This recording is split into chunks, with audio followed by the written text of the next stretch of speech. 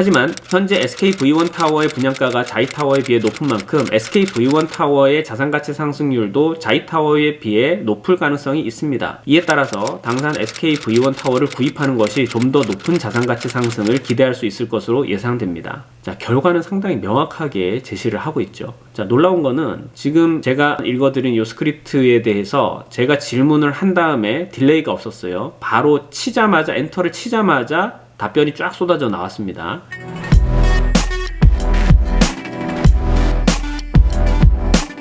여러분 안녕하세요. 오늘은 하도 이제 주변에서 GPT 얘기를 많이 해서 저도 이제 이 GPT하고 실제로 이제 대화를 한번 해보고 이 건축이나 이 부동산과 관련해서도 이 어느 정도 대화가 가능한지 한번 해보려고 합니다. 이 GPT 같은 경우에는 영어 기반의 데이터를 가장 많이 가지고 있고 한국어 같은 경우는 조금 약하다고는 하는데 뭐 부동산을 영어로 물어본다고 하더라도 데이터 자체가 이 한국 부동산은 다 또 한국어로 돼 있기 때문에 크게 의미는 없을 것 같다는 생각이 좀 들고요.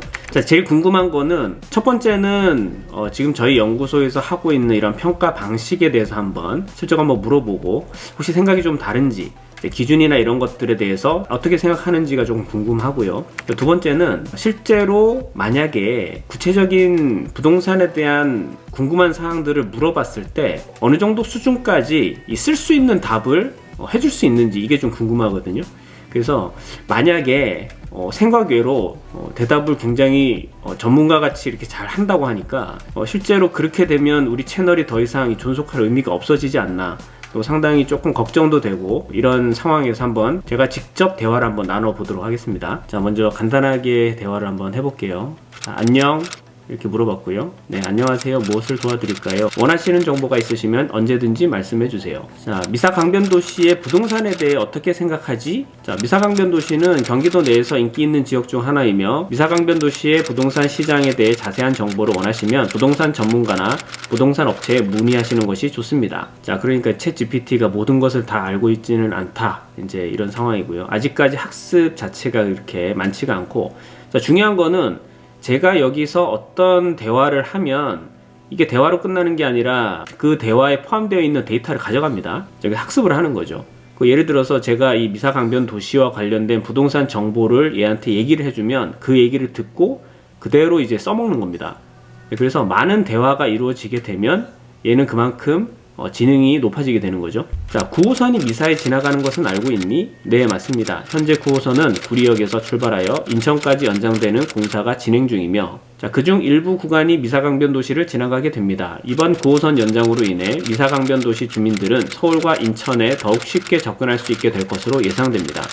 또한 대중교통 이용이 증가하면서 도시 발전과 주변 부동산에도 영향을 미칠 것으로 예상됩니다. 478 사거리라고 들어본 적 있니? 네, 478 사거리는 경기도 남양주시 화도읍에 있는 유명한 지역 중 하나입니다. 자, 이쪽을 물어본 게 아니죠. 자, 엉뚱한 답변을 했는데, 아니, 미사에 있는 478 사거리는 리슈빌, 센트리버, 스타힐스 아파트 3개 단지를 끼고 있는 사거리를 말하지.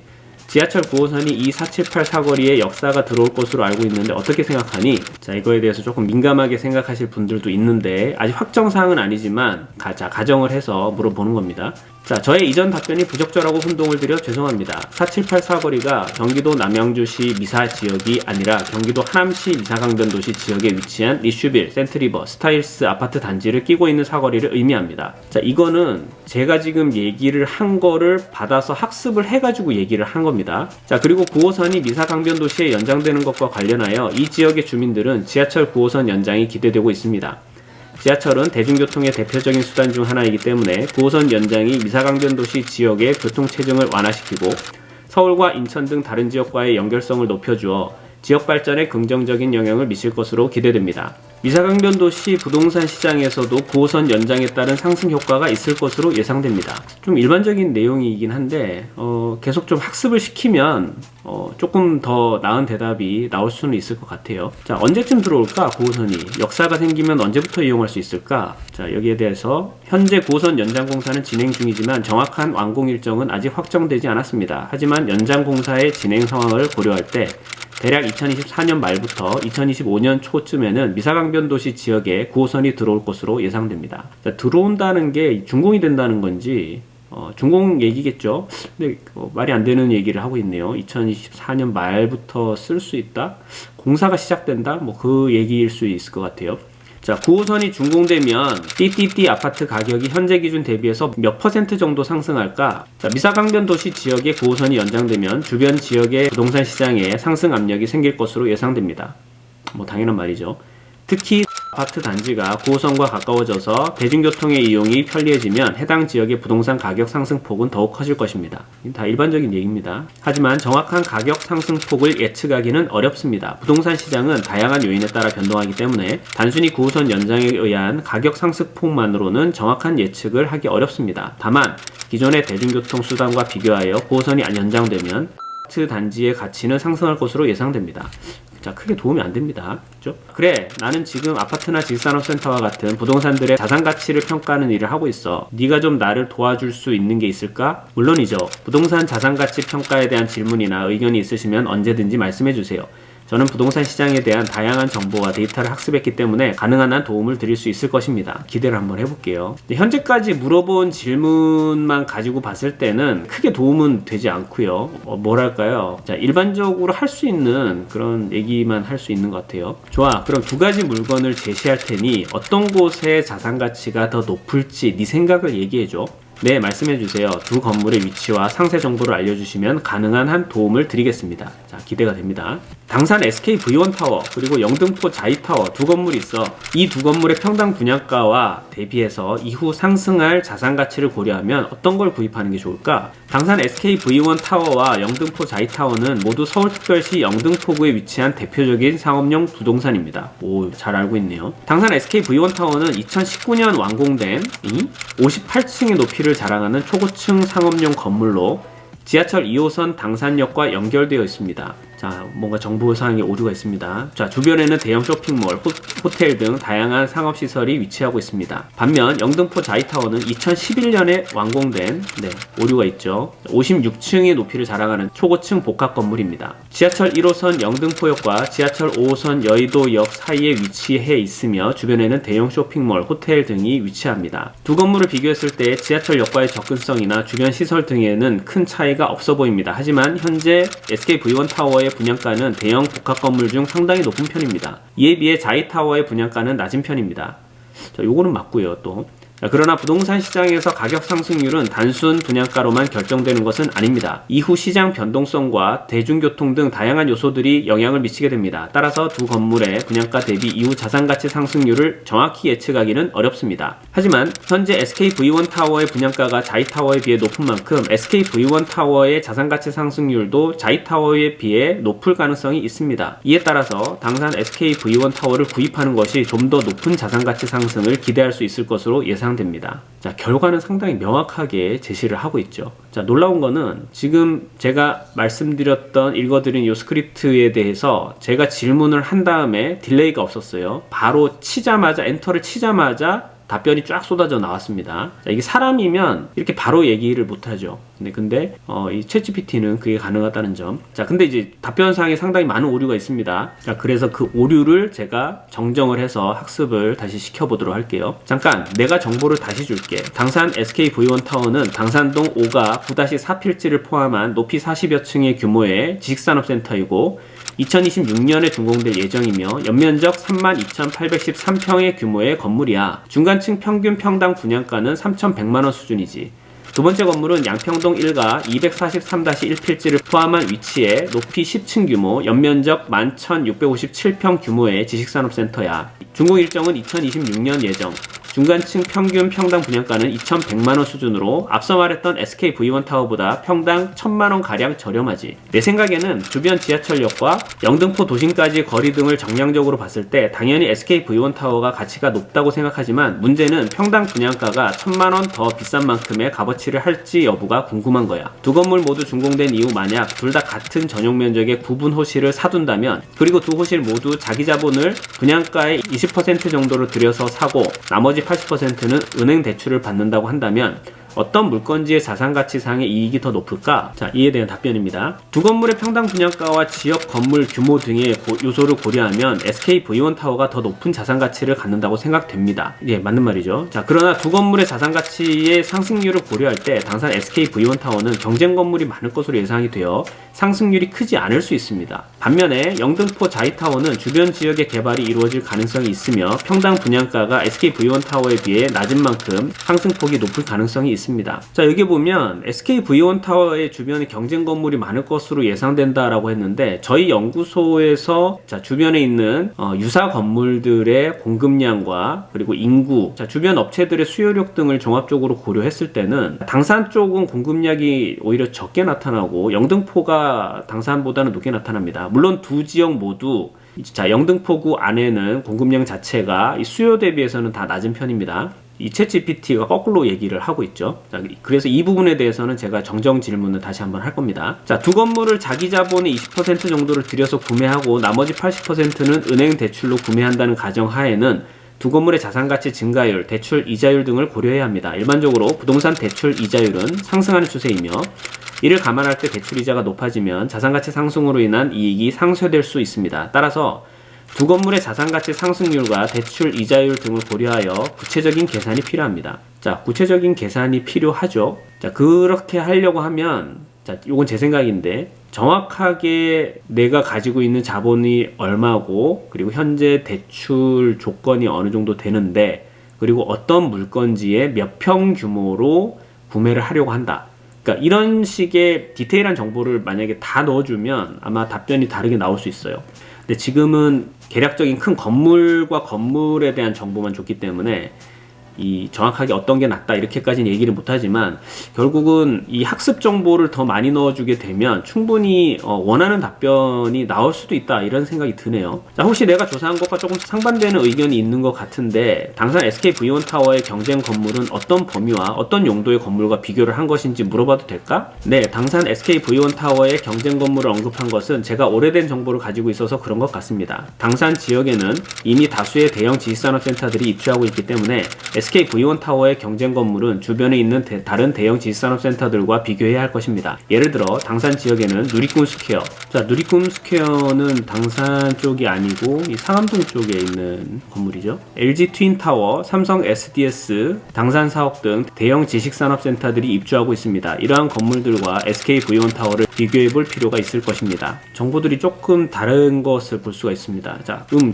더 학습이 필요해 보이는구나. 지식산업센터는 일반 오피스와는 다르게 입주 가능한 사업체가 다르기 때문에 수요 업체도 다르다고 봐야 한단다. 그리고 네가 말한 LG 트윈타워나 삼성 SDS 건물은 주로 대기업의 사옥인데 거기에 입주할 수 있는 규모의 기업과 지식산업센터에 입주할 수 있는 기업의 규모는 다르기 때문에 네가 말한 건물은 경쟁 건물로 보기는 어려울 것 같다. 네, 그렇습니다. 각 건물에 입주 가능한 기업 규모와 성격 등이 다르기 때문에 직접적인 경쟁 관계는 아닐 수 있습니다. 따라서 자산가치 평가 시에는 해당 건물이 위치한 지역과 시장 상황, 입주 가능한 기업 규모와 수요 등을 고려해야 합니다. 자, 제가 봤을 때는 상당히 학습이 많이 필요합니다. 학습이 많이 돼야 쓸 수 있지. 지금 같은 경우는 내가 이 얘기를 하고 이게 맞는지 틀린지를 일일이 다시 검증을 해봐야 되는 이제 그런 정도의 수준인 것 같아요. 그래서 이제 물어보는 이 질문의 방향을 조금 전환을 한번 해보도록 하겠습니다. 최근에 미국 기준금리는 계속 오르는 추세이지만 한국의 경우 계속되는 금리 상승은 경제에 부담이 될 수 있기 때문에 금리가 동결 혹은 일부 하락하는 추세인데 올 2023년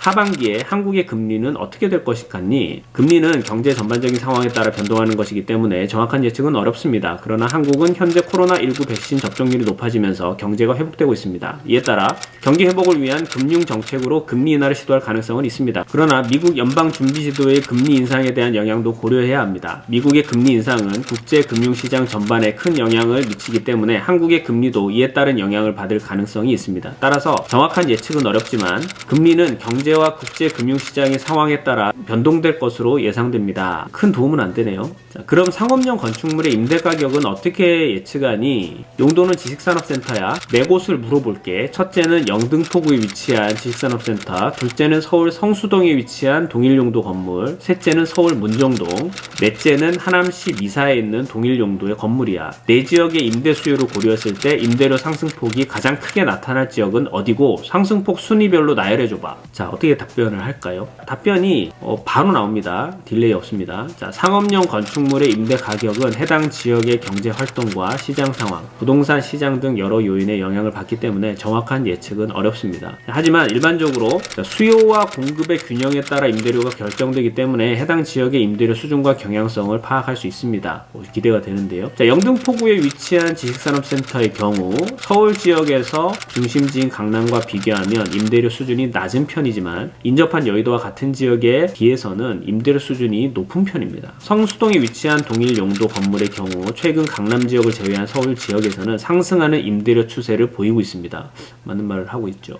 하지만 경쟁 건물이 많아서 상승폭은 크지 않을 것으로 예상됩니다.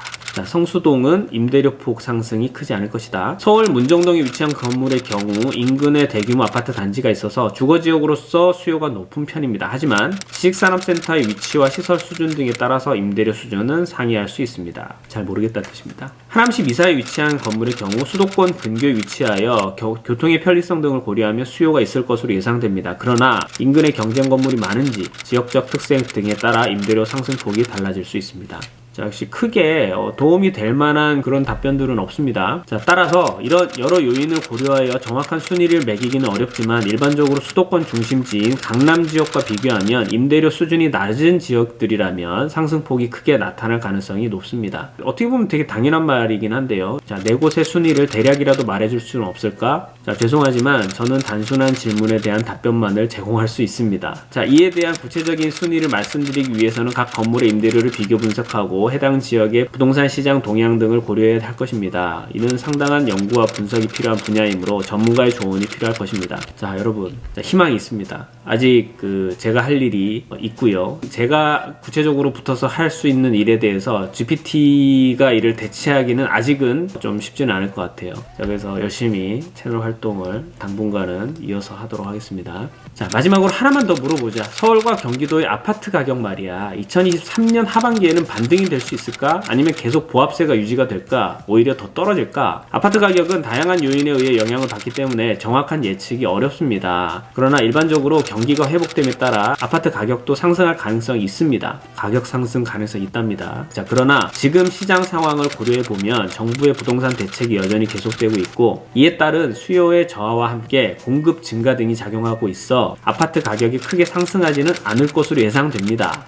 따라서 2023년 하반기에는 보합세가 유지될 가능성이 높습니다. 자, 요거는 제가 현재 분석하고 있는 것하고 어느 정도 일치가 되는데요. 지금 아파트 가격 하락세의 추세를 보면, 지난주에도 이제 말씀을 드렸지만 이 하락세가 점점 가팔라지는 게 아니라 하락세가 점점 줄어들고 있습니다. 자, 그렇기 때문에 여전히 하락세는 유지가 되지만 이 하락세 자체가 더 이상 증가하지 않고 줄어들게 되면 결국은 이제 상승세로 반등을 하게 되는데, 현재 그래프 기울기상으로 봤을 때는 하반기 끝 무렵 정도의 반등이 될 수 있는 가능성이 있고요. 빠르면, 이제 늦으면 올해는 힘들고 내년 상반기나 내년 하반기 정도까지 본다면 이 반등의 포인트가 나타날 수도 있다. 이제 이렇게 보고 있거든요.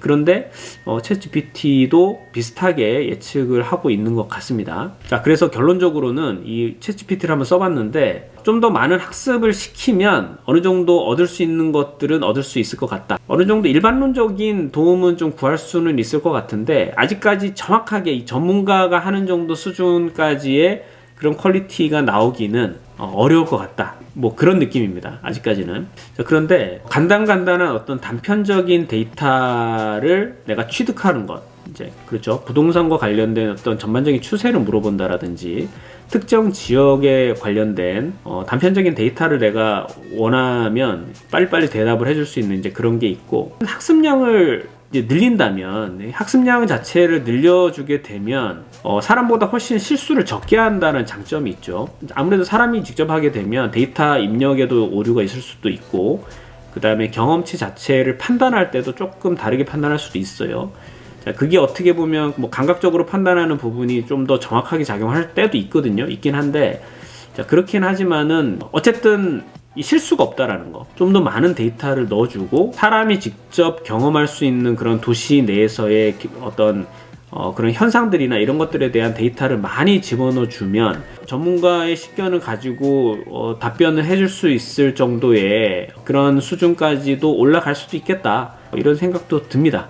하지만 아직까지는 채널에서 제공하고 있는 이런 데이터와 분석 결과물을 위협할 정도의 그 정도 수준은 아닌 것 같다, 이렇게 보고 있습니다. 다행이죠. 그래서 좀 더 열심히 채널을 운영하도록 하겠습니다.